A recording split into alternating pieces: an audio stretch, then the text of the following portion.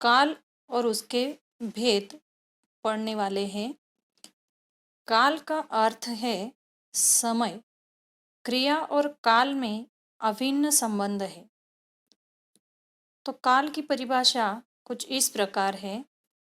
क्रिया के जिस रूप से क्रिया के होने के समय का बोध हो उसे काल कहते हैं। काल के प्रकार। काल के मुख्य 3 प्रकार है: वर्तमान काल, भूतकाल और भविष्य काल।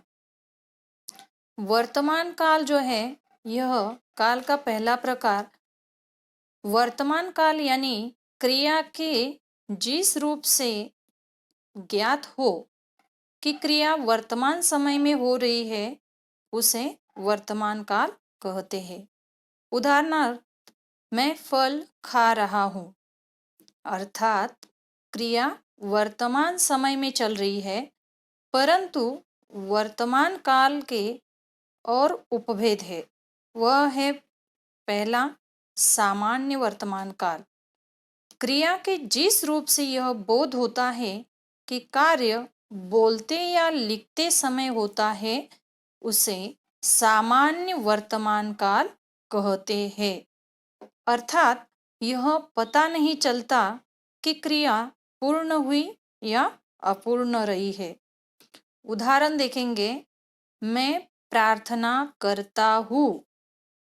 करता हूँ यह क्रिया है।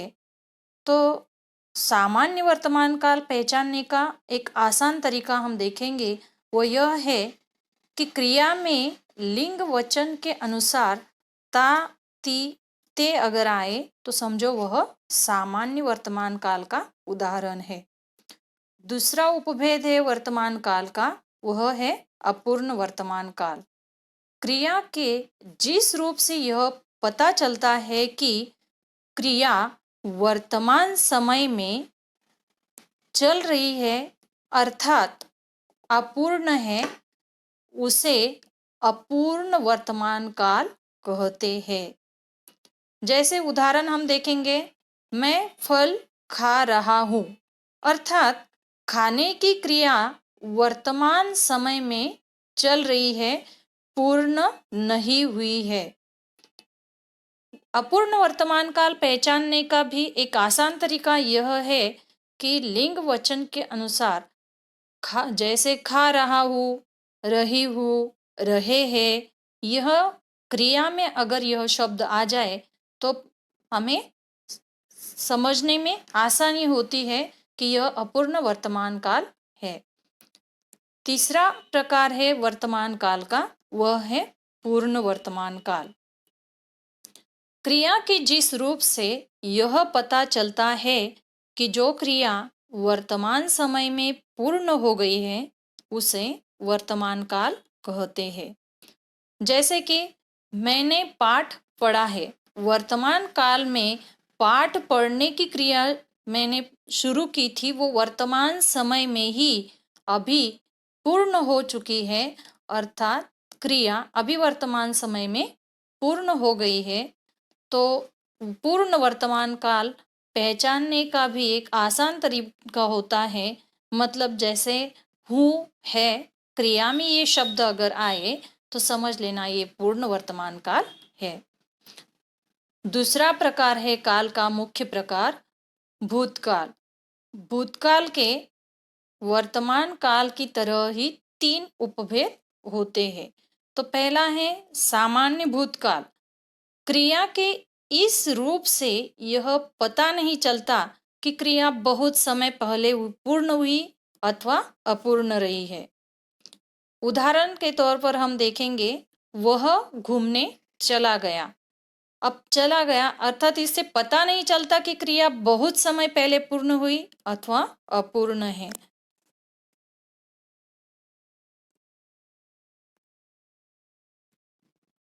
जैसे गया, खाया, हुई ऐसे शब्द अगर क्रिया में हो तो हमें समझने में आसानी होगी कि यह सामान्य भूतकाल का उदाहरण है।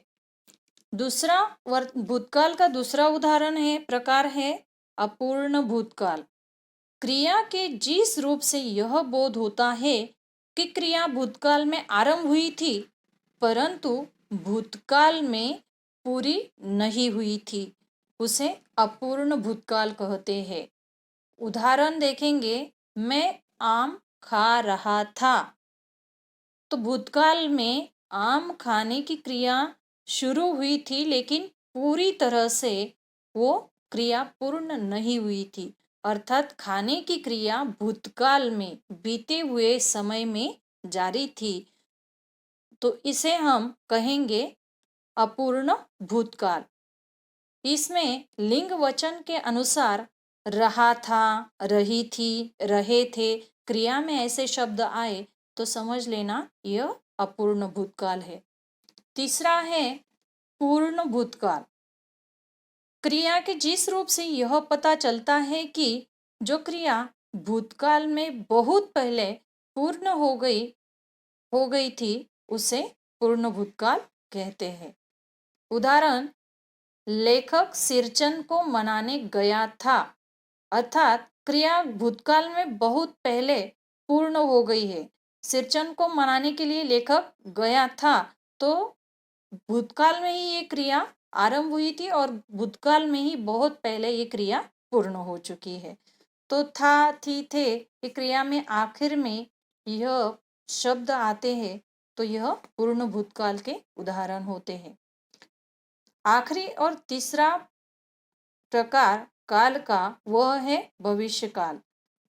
भविष्य काल में क्रिया के जिस रूप से आने वाले समय में किसी कार्य के करने या होने का बोध होता है, उसे भविष्य काल कहते हैं। उदाहरण, मैं फल खाऊंगा, यानी फल खाने की क्रिया आने वाले समय में होगी। अभी ये क्रिया हुई नहीं है, आरंभ भी नहीं हुई है, आने वाले समय में ये क्रिया होने वाली है। तो इस प्रकार आज हमने काल और उनके भेद उपभेद देखे। धन्यवाद।